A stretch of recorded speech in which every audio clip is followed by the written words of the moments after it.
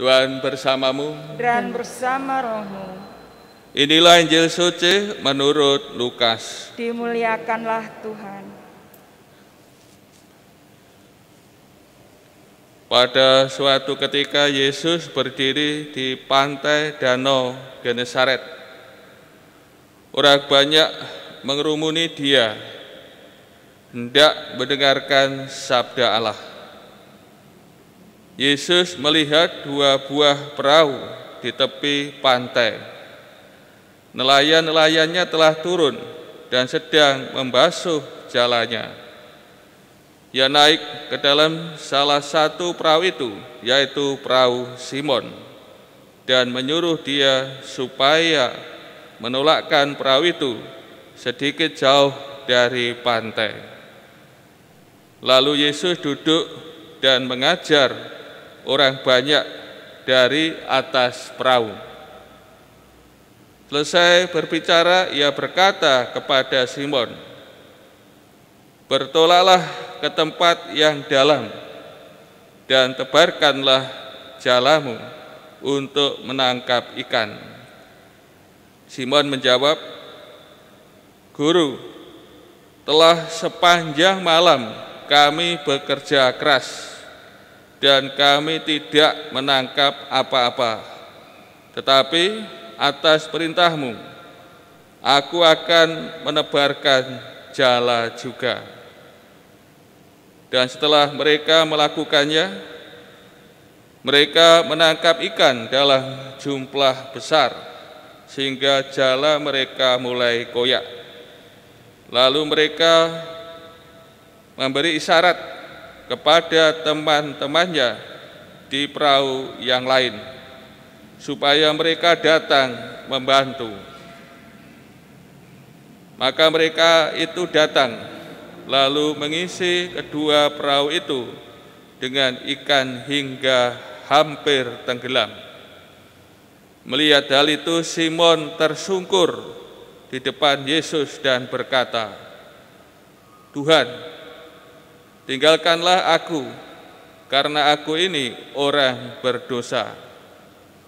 Sebab Simon dan teman-temannya takjub karena banyaknya ikan yang mereka tangkap.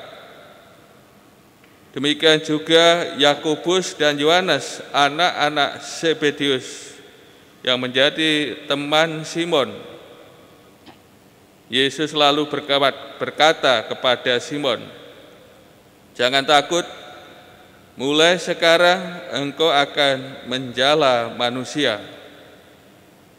Dan sesudah menghela perahu-perahunya ke darat, mereka lalu meninggalkan segala sesuatu dan mengikuti Yesus. Demikianlah sabda Tuhan. Terpujilah Kristus. Saudara-saudari yang terkasih, kita mendengar dalam bacaan Injil kisah panggilan Simon Petrus untuk mengikuti Yesus, menjadi murid Tuhan Yesus. Peristiwanya terjadi di pantai Danau Genesaret. Nama lain Danau Genesaret ialah Danau Galilea atau Danau Tiberias. Di tempat ini Tuhan Yesus mengajar orang banyak dengan menggunakan perahu Simon, milik Simon. Setelah selesai mengajar, Tuhan Yesus hendak mencari murid yang akan senantiasa mengikutinya. Kemudian nanti diutusnya. Maka di sini Tuhan Yesus menguji kepercayaan Simon.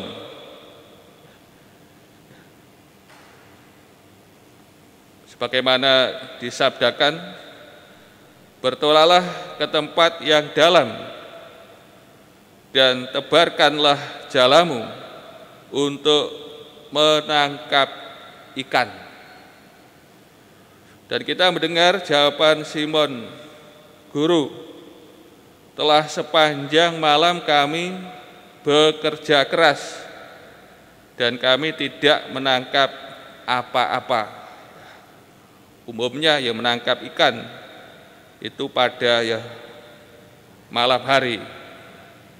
Tentu kalau menangkap ikan pada siang hari tidak akan mendapat apa-apa.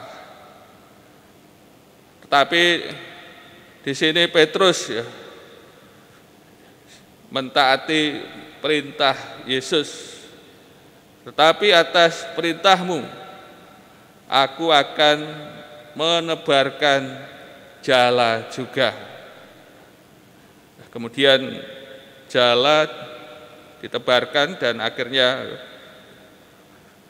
mereka menangkap ikan dalam jumlah yang besar. Digambarkan jala mereka mulai koyak dan mereka minta bantuan kepada Yakobus dan Yohanes yang ada di perahu lain. Saudara-saudari kasih, atas peristiwa yang luar biasa ini, atas ketaatan pada sabda Yesus dan buah ketaatan pada sabda Tuhan Yesus menyadarkan Simon akan siapa Yesus dan siapa dirinya. Kalau sebelumnya Simon menyebut Yesus guru, namun setelah mengalami hal yang luar biasa ini, Simon Petrus menyebut Yesus Tuhan. Dan Simon menyadari bahwa dirinya sebagai orang yang berdosa